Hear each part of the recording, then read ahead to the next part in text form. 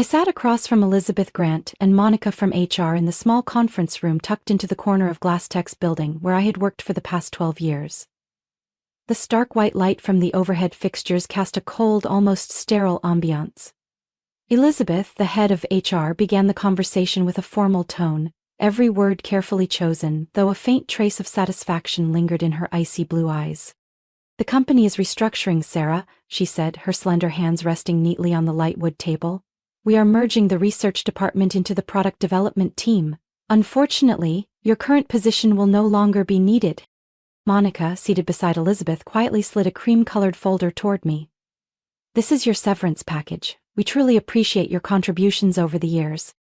I accepted the folder without opening it, giving a slight nod. I already knew what was inside: the standard offer, 1 week's pay for each year of service, health coverage for 3 months, and a list of career counseling services I would never use. "I completely understand," I replied, my voice steady and even. Both Elizabeth and Monica exhaled softly, relief washing over their expressions. Perhaps they had braced themselves for tears or even anger from a 50-year-old woman being pushed out of the tech industry, where youth was often valued above experience. What they didn't know was that I had been expecting this moment for weeks. Ever since a misdirected internal email thread landed in my inbox. "We'll need you to complete the transition of your responsibilities by Friday," Elizabeth continued, her confidence growing in the absence of my resistance. "Please return your keycard, company laptop, and phone before you leave. Your team will be notified this afternoon." My team, 5 bright young engineers whom I had personally recruited and mentored. They were the same team that had helped me develop the data processing algorithm that doubled the industry standard speed, forming the foundation of GlassTech's flagship product, Dataflow, an analytic software used by over a third of America's top corporations.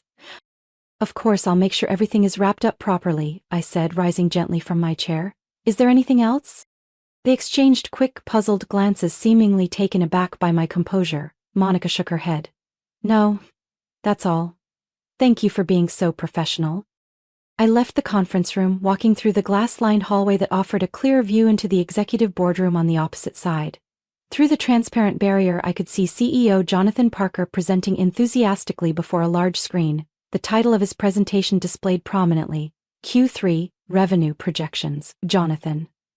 The same man who, at last year's industry conference, had taken full credit for my algorithm, referring to me only as one of the research team members. Back in my office, I closed the door, took out my personal phone, and sent a brief message. "It's time. I'm leaving on Friday." The response came immediately. "Perfect. The contract is ready. Let's meet tonight to finalize the details." I smiled, glancing at the desk calendar in the corner. It was only Wednesday. In just 3 days I would leave GlassTech forever, and on Monday I would embark on a completely new journey where the real story was only beginning. I took a final sip of coffee from the white ceramic mug with the words, "Dataflow Team, we make it flow," printed on it. A Christmas gift from my own team. Now more than ever, I knew I was ready for what lay ahead. That evening I met Ryan Mitchell, CEO of InnovateX, at a restaurant tucked away in an upscale neighborhood. The place was known for its privacy, with tables separated by soft flowing silk curtains, offering a perfect sense of seclusion. Ryan had chosen a hidden corner where no one, not even the staff, could see us. In his early 40s, Ryan exuded the confident and polished demeanor of a successful businessman. His sharp gaze and knowing smile hinted at his experience, but during this meeting, I could sense the caution in his every move. We shook hands, and as soon as we sat down, Ryan got straight to the point. "So, they actually did it," he said, a mix of skepticism and satisfaction in his eyes. "I thought they might delay a bit longer, but clearly Jonathan Parker couldn't wait." I nodded, taking a slow sip of water. He thought I'd be passive and accept my fate. But they had no idea I'd been preparing for this day for a long time. Ryan smiled slightly, a look of genuine appreciation crossing his face. "You were right to reach out to me earlier. Our legal team has thoroughly reviewed all the documents. Your patent is rock solid with no legal loopholes for them to challenge." He slid a thick stack of documents across the table. "Here's the contract. Once you sign, InnovateX will officially secure exclusive rights to your algorithm. We'll announce it next Monday morning and introduce you as our new Chief Innovation Officer." I opened the folder, skimming through the terms I already knew by heart.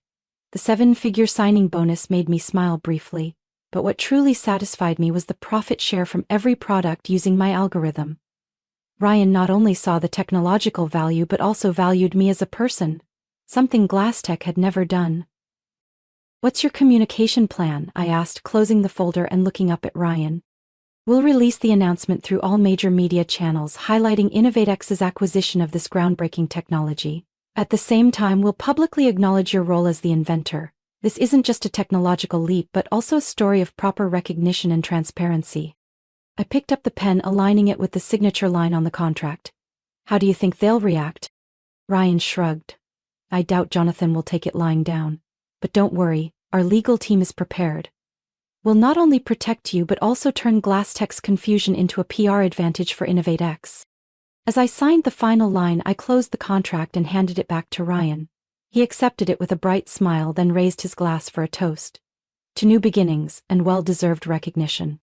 "And to things they never saw coming," I added, the clear clink of glass on glass ringing like a melody signaling change.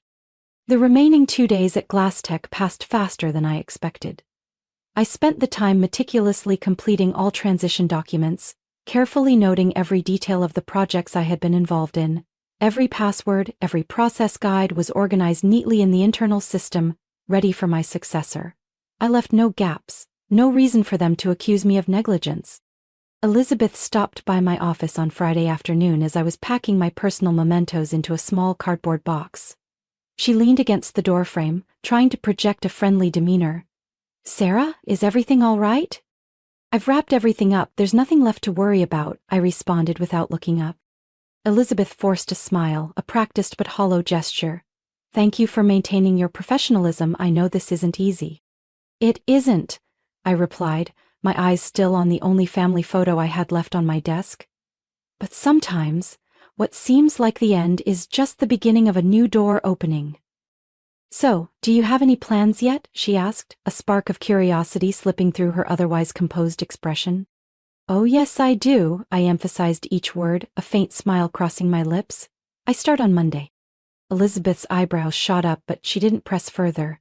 She simply nodded and walked away, leaving me alone in the empty office. I looked around one last time, feeling a mix of nostalgia and liberation. As I stepped out of the glass-walled building, I felt as if I was shedding an old, worn-out skin, ready to embrace a new light. That evening I sat by the window of my small apartment, gazing out at the city lights sparkling against the dark sky. What I felt inside wasn't triumph or revenge. It was peace. I knew I was on the right path, and next Monday my story would start anew, written from the very first page, with bold and hopeful lines. I told myself this was just the beginning. There were so many exciting things ahead, and I would never let anyone or anything hold me back again. On Monday morning, I sat in my new office at InnovateX, surrounded by expansive glass windows overlooking the city skyline. Sunlight streamed in, casting shimmering patterns on my desk. The computer screen in front of me displayed a notification. The official press release was published at 7 a.m. I clicked on the link, opened the news page, and saw my name prominently featured in the headline. InnovateX hires Sarah Collins as Chief Innovation Officer, a strategic move with a breakthrough algorithm. The article summarized my career journey, highlighting my role in developing the data processing algorithm that boosted efficiency by 47%. It also introduced InnovateX's new initiative to integrate this technology into upcoming products. There was no mention of GlassTech, but anyone in the industry could read between the lines. Not even 30 minutes had passed before my phone started buzzing non-stop. Messages from former colleagues at GlassTech flooded in, each line adding another piece to the chaotic puzzle unfolding there. "Sarah, what is happening? The whole office is in an uproar. They just called all the managers into the conference room. No one is telling us anything. Jonathan Parker looks pale. He and Marjorie are arguing right in the hallway." I didn't respond immediately. Instead, I saved the messages in a separate folder. Every piece of information, no matter how small, could be useful if things took a legal turn. At exactly 9 a.m., another message popped up, this time from Laura, the head of product development at GlassTech. "They're reviewing all the documents about the algorithm. It looks like they just realized they don't have any rights to it. Sarah, what did you do?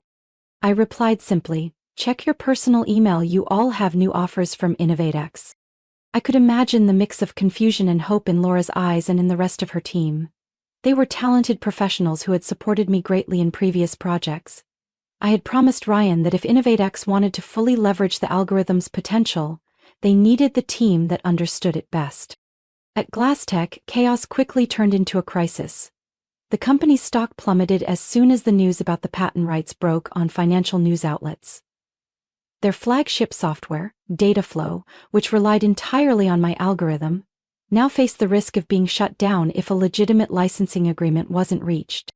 Jonathan Parker, who once stood on stage taking credit for my work, was now facing tough questions from the board of directors. An anonymous employee at GlassTech leaked to the press. This failure to protect intellectual property could cost the company millions of dollars in lost revenue every month. I received a recording of the emergency meeting from a former colleague. Jonathan's voice was filled with anxiety as he tried to explain to the board members that this was merely a small misunderstanding. But when Marjorie spoke, all confidence had drained from her tone. We skipped the patent filing process. Sarah Collins registered the intellectual property under her own name, and now InnovateX holds exclusive rights. If we don't reach an agreement, we'll have to rebuild the entire platform from scratch. The conference room fell silent for a few seconds, then murmurs filled the air. A financial director finally broke the tension, asking, "How long will this take, and how much will it cost?" Marjorie hesitated. "No less than 18 months. And the estimated cost is around $50 million, not including the revenue loss during that time." Immediately the meeting descended into chaos. The board demanded an urgent session with the legal team and corporate attorneys that very afternoon. Later that day, news of Jonathan Parker and Marjorie's termination spread across nearly every media outlet. Neither of them made any public comments, but the images of them leaving the building with cardboard boxes of their personal belongings said it all. Around 5 p.m. I received a call from an unknown number. A polished voice came through on the other end. "Hello, Miss Sarah Collins, this is Richard Donovan, the interim CEO of GlassTech. I'd like to discuss the possibility of reaching a legitimate licensing agreement for your algorithm. We're open to negotiating fair terms and publicly acknowledging your contributions." I kept my tone calm and professional. "Thank you, Mr. Donovan, but all negotiations will need to go through InnovateX's legal team. I'm confident they will reach out to you soon." Donovan paused, then sighed. "I understand. Regardless, thank you for your time. I hope we can find a solution that works for both parties." As the call ended, I looked out the window. The city lights continued to shine, and the skyscrapers stood as monuments to relentless effort and ambition. A new chapter in my life had truly begun, and I knew I would never look back. I opened my laptop and began drafting an email to Ryan and the legal team. This game was far from over, but I was ready for every move ahead. 3 months after joining InnovateX, I sat in the large conference room at our new headquarters, surrounded by familiar faces. Laura, Jason, Michael, and the entire team of former engineers from GlassTech had accepted my invitation to join InnovateX in well-deserved roles. Each of them brought passion and dedication, but above all, loyalty and belief in what we were building together. On the large screen at the front, sales charts and market value graphs displayed strong upward curves. InnovateX had surpassed GlassTech in the rankings of top technology companies. This achievement was not only due to implementing my new algorithm into products, but also because we had created a workplace where everyone felt valued and recognized. Ryan Mitchell, the CEO of InnovateX, concluded his presentation with a satisfied smile. "Thank you to Sarah and her team. This success is a result of the creativity and relentless effort of everyone here."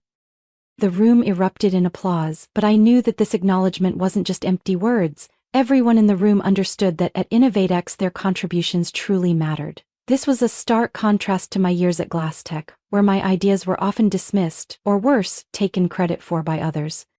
As the meeting wrapped up and people began to leave, Ryan held me back. "Sarah, I have some exciting news to share. We've just received an invitation from the International Technology Conference. They want you as the keynote speaker." I was taken aback. "Me? But there are so many other people." "No, Sarah, you are the person they want to hear from. Your story about protecting intellectual property and fostering true innovation has inspired so many in the industry. You deserve this."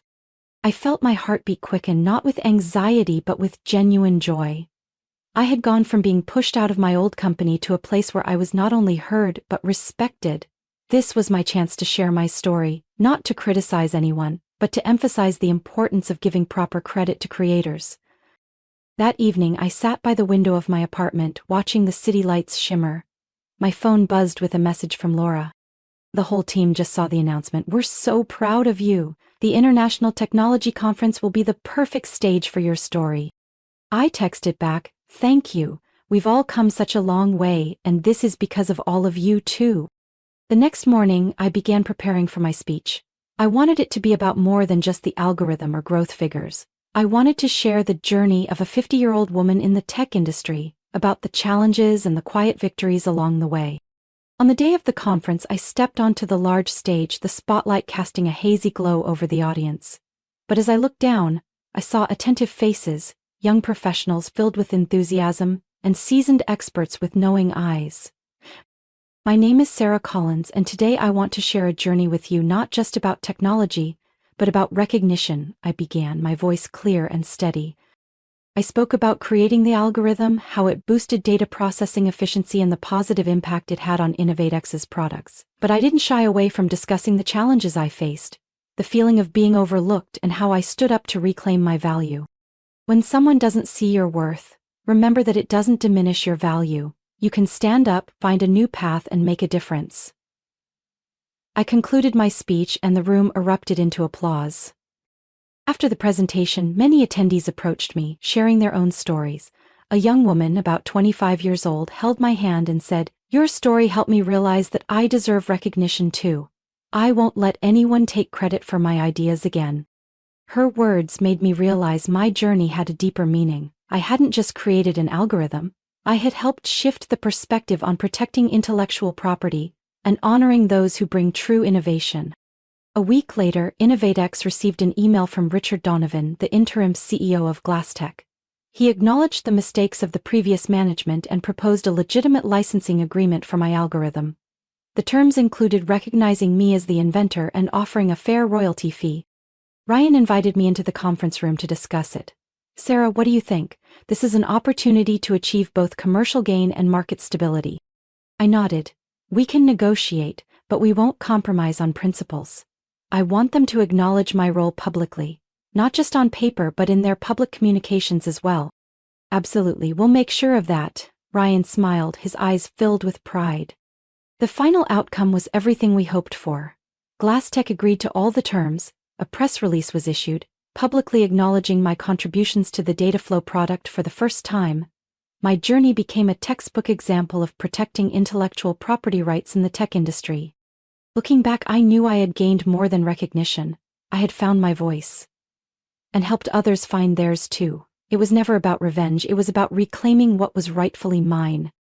Sarah's story is not only an inspiring personal journey but also a profound lesson in today's business world. It reminds us that the true value of innovation lies in the people who create it, not just in profits or temporary fame. Recognizing and respecting intellectual contributions not only fosters a positive workplace but also leads to sustainable success for businesses. For each individual, knowing your worth is the key to unlocking new doors in life. What do you think about Sarah's story and her journey to reclaim her value? Share your thoughts in the comments below. Don't forget to hit follow to make sure you don't miss more inspiring stories about life and family in our upcoming videos.